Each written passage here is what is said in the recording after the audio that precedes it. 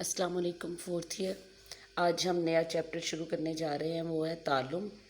उसका first one topic है ताल्लुम की खसूसियात। ताल्लुम से क्या मुराद है, इसकी अहम सिफ़ात, ताल्लुम के अमल के अहम अनासिर, ताल्लुम के अमल की नौइयत, आमोज़िश से क्या मुराद है, इसकी अहम खसूसियात। ठीक है बेटा, ताल्लुम और आमोज़िश जो है ये हम मायने अल्फाज हैं। ताल्लुम और आमोज़िश के मायने एक ही हैं। तो ताल्लुम या आमोज़िश से क्या मुराद है, यहाँ पे डेफिनेशंस दी हुई हैं।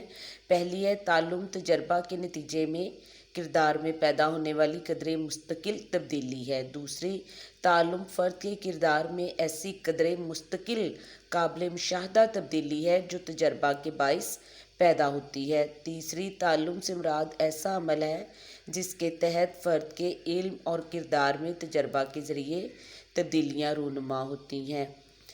पाँचवीं, आमोज़िश से मुराद ऐसा अमल है जिसके ज़रिए हमारे तजर्बात, एहसासात, ख़यालात और किरदार में तब्दीलियाँ रूनुमा होती हैं। और आगे लिखिएगा, और ये तब्दीलियाँ तजर्बात के नतीजे में वक़ू पज़ीर होती हैं। तो ये ताल्लुम की डेफिनेशंस हैं। इनमें से कम तीन डेफिनेशंस जो है ये आपने याद करनी है।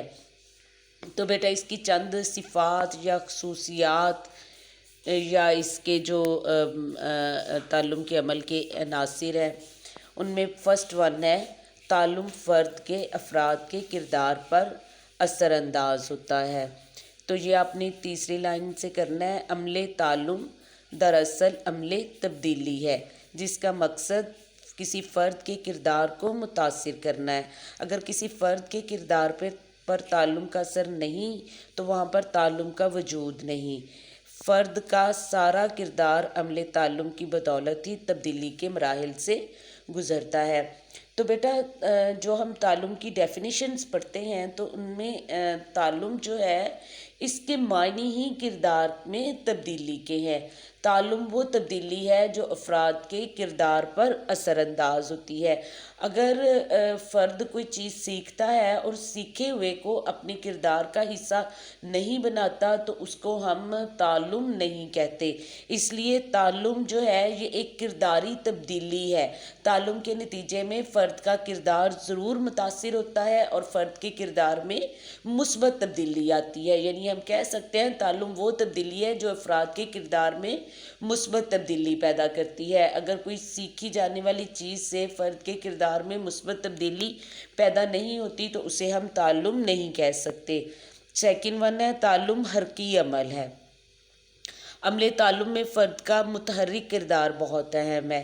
जब फ़र्द के ज़हन में कोई ख़ास मकसद होता है तो वह सरगर्म तरीके से मखसूस सरगर्मी में हिस्सा लेता है। वह ऐसी तमाम सरगर्मियाँ दोहराता है जो मकसद के हसूल में इसकी मुआवनत करती हैं, मदद करती हैं। सरगर्मियों का ये सिलसिला फ़र्द की पूरी ज़िंदगी में जारी रह सकता है। इस तरह हम कह सकते हैं कि ताल्लुम एक हरकी अमल है।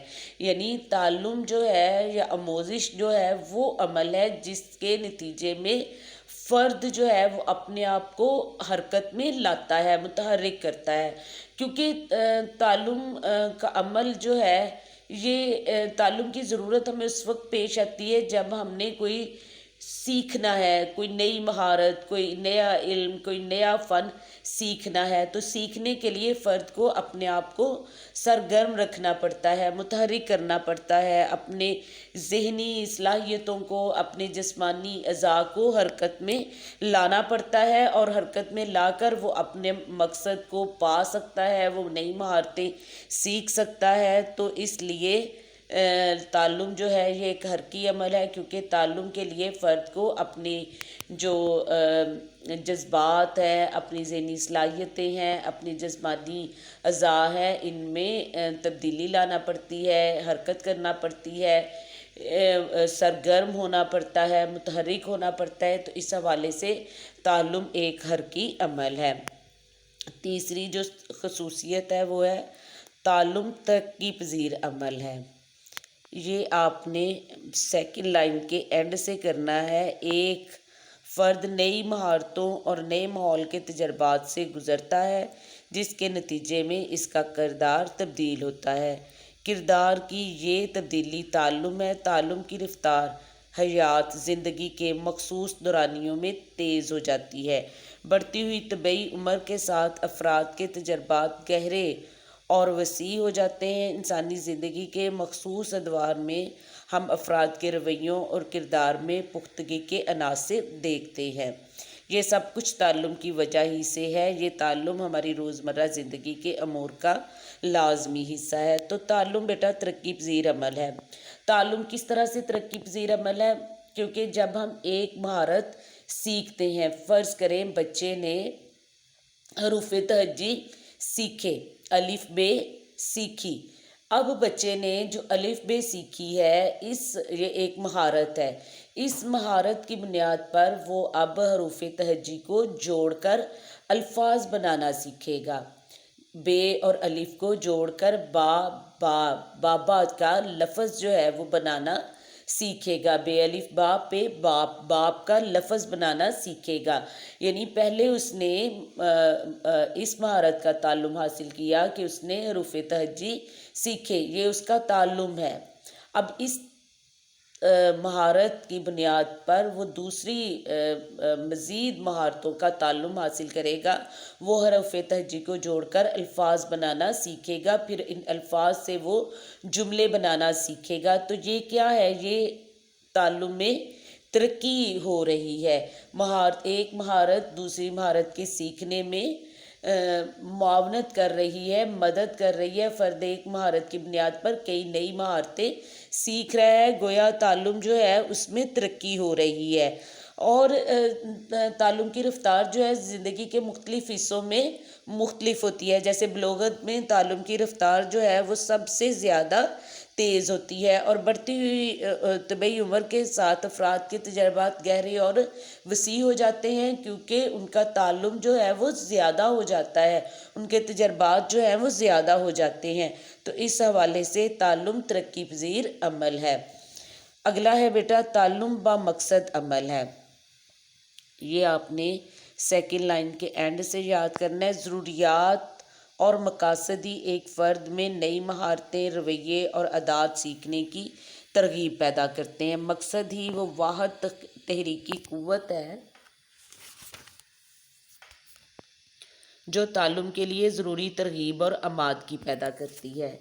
تو تعلم جو ہے یہ بامقصد عمل ہے، کیونکہ تعلم کی ضرورت ہمیں اس وقت درپیش ہوتی ہے جب ہماری کوئی ضرورت پیش نہ ہو رہی ہو۔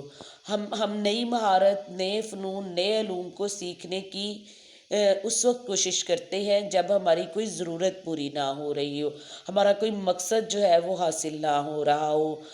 بیٹھے بیٹھے ہم کسی مہارت کے سیکھنے کے لیے تیار نہیں ہو جاتے۔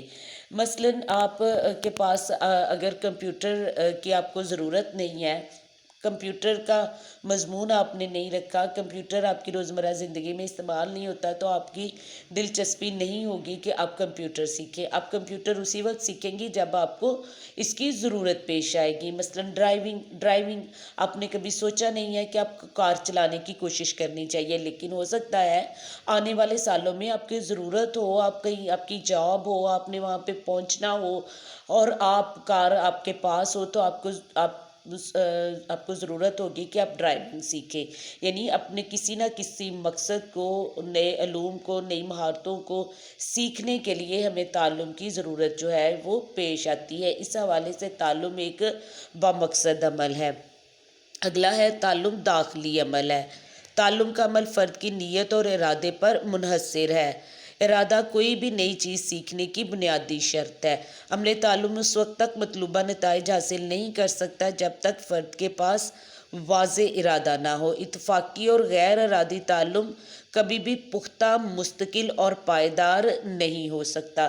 تو تعلم کی ایک اور جو خصوصیت ہے، صفت ہے، وہ یہ ہے کہ تعلم جو ہے ہم کسی مہارت کے سیکھنے کے لیے اس